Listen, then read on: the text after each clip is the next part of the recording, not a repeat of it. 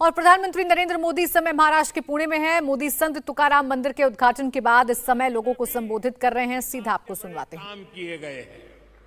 पूरे देश में प्रसाद योजना के तहत तीर्थ स्थानों और पर्यटन स्थलों का विकास किया जा रहा है। महर्षि वाल्मीकि जी ने रामायण में भगवान राम से जुड़े जिन स्थलों का जिक्र किया है, रामायण सर्किट के रूप में उनका भी विकास किया जा रहा है। इन 8 वर्षों में बाबा साहब आंबेडकर के पंच तीर्थों का भी विकास हुआ है।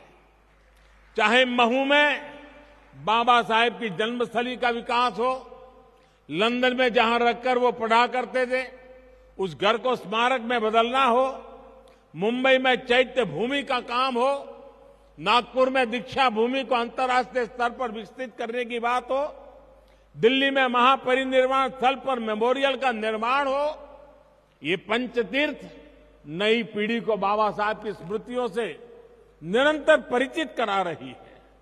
साथियों, संत तुकाराम जी कहते थे, असाध्यते साध्य करीता सायास, असाध्यते साध्य करीता सायास, कारण अभ्यास तुकामणे। अर्थात अगर सही दिशा में सबका प्रयास हो तो असंभव को भी प्राप्त करना संभव हो जाता है। आज आजादी के 75वें साल में देश ने 100% लक्ष्यों को पूरा करने का संकल्प लिया है।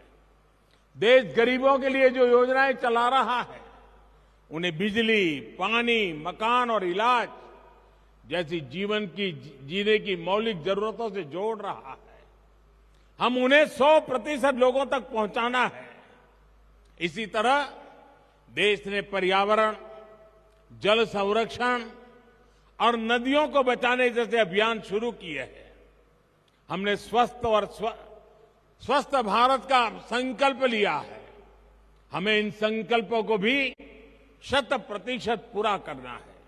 इसके लिए सबके प्रयास की, सबकी भागीदारी की जरूरत है।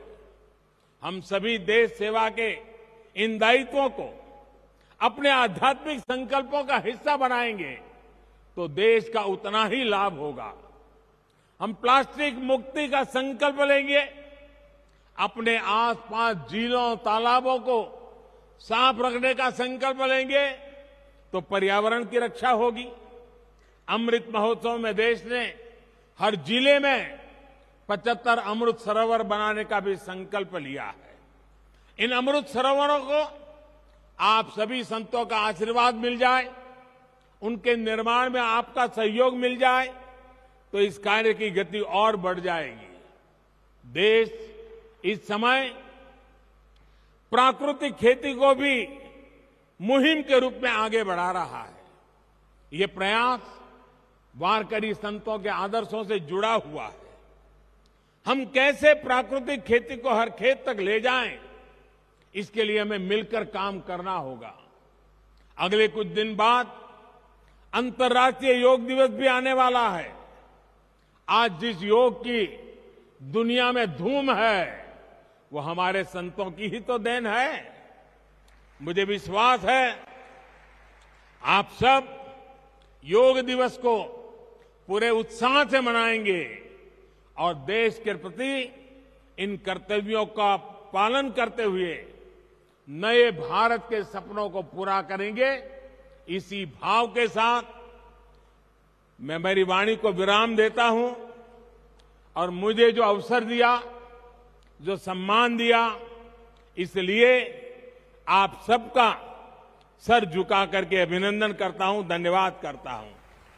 जय जय रामकृष्ण हरि, जय जय रामकृष्ण हरि। इंडिया टीवी हर वक्त हर जगह डाउनलोड करने के लिए सर्च करें India TV news Google play store या ऐप स्टोर पर।